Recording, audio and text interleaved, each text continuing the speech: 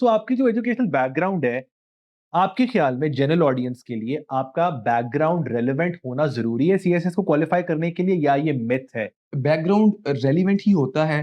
CSS की खूबसूरती ही ये है, आप इकोनॉमिक्स के बैकग्राउंड से हैं, आप मेडिसिन के बैकग्राउंड से हैं, आप लॉ के बैकग्राउंड से हैं, आप ज़ूलॉजी, बॉटनी, आईटी किसी भी बैकग्राउंड से हैं, यू सब कैन डू रेलेवेंट सीएसएस। है और इर्रेलेवेंट है। Exactly, it is a exactly, level playing field for everybody. Exactly बिल्कुल ऐसा ही है। हाँ, सोशल साइंस का आपको थोड़ा-सा एज मिल जाता है हुँ, कि आप चीज़ों से अवेयर होते हैं और ये आपको थोड़ा-सा हेल्प करती हैं। हुँ। लेकिन एट द सेम टाइम ऐसे लोग जो जिनकी इवन एमफिल्स होते हैं in social sciences, they are not able to qualify, और हमारे साथ बहुत से दोस्तों ने क्वालिफाई किया जो कि प्योर साइंसेज़ बैकग्राउंड से थे। बिल्कुल, लिहाज़ा सीएसएस की अपनी डिमांड्स हैं। ठीक है। इसमें बैकग्राउंड मैटर एज़ सच नहीं कर रहा होता। Absolutely, thanks for clarifying. ये बात बड़ी ज़रूरी थी। लोगों को लगता है कि सीएसएस से रेलेवेंट बैकग्राउंड होगा, जर्नलिज्म, आईआर, पॉल का, तो हमारे लिए एग्ज़ाम है। That is not the case at all.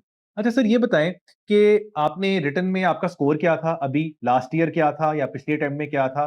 और इंटरव्यू में क्या मार्क्स आए आपके इस दफ़ा? Sir, in this attempt, I have got 714 score ठीक है। in my written exam, um, जिसमें पोल साइंस से फॉर एग्जाम्पल मुझे बहुत हेल्प की कि I have um, 44 marks in political science, ठीक है। Which are the highest marks this year. Um, और अल्लाह का शुक्र है कि मेरे ऑप्शनल सारे बहुत अच्छे रहे कि उनमें ज़बरदस्त, सारों में मेरा अच्छा स्कोर आ गया, ज़बरदस्त। और 714 मार्क्स 10 में आ गए। उसके बाद I got 160 marks in interview, और this is how I stood 15th in Pakistan. Excellent. तो ये बताएँ कि since you have scored really well in the written part, आप ऐसी क्या 2, 3, 4 स्ट्रैटेजीज़ फ़ॉलो कर रहे थे रिटन एग्ज़ाम्स के अंदर? क्या आपकी लेंथ बहुत ज़्यादा थी? क्या डायग्राम्स बहुत ज़्यादा थीं?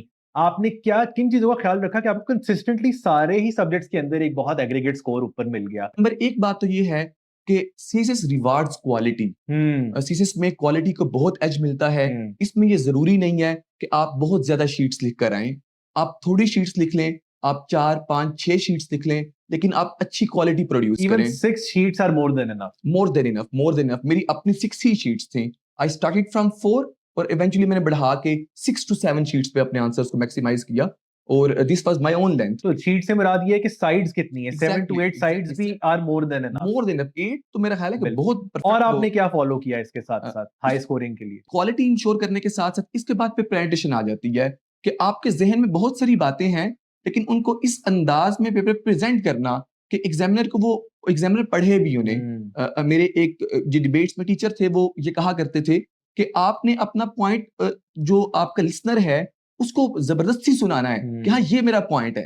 आपने अपना पॉइंट एस्टेब्लिश करके देना है उसे। हुँ। तो same goes for the CSS written exams, कि आपने सिर्फ़ लिख नहीं देना, आपने इस अंदाज़ में लिखना है कि वो ज़रूर पढ़े कि हाँ, ये बात लिखी हुई और है समझ भी आ जाए और उसको। समझ भी आ जाए। अगर आपने कोई बुक पढ़ी है, आपने उसका रेफ़रेंस दिया है, हुँ, तो बड़ा प्रोमिनेंट होना चाहिए। हुँ, अगर आपके पास कोई एक बड़ी अच्छी डायग्राम मौजूद है, आप किसी बात को बड़े अच्छे विजुअल एड की फ़ॉर्म में लेके आ सकते हैं, तो उसको उस फ़ॉर्म में लेके आएँ। So fair this enough. Is which helps to get marks in तो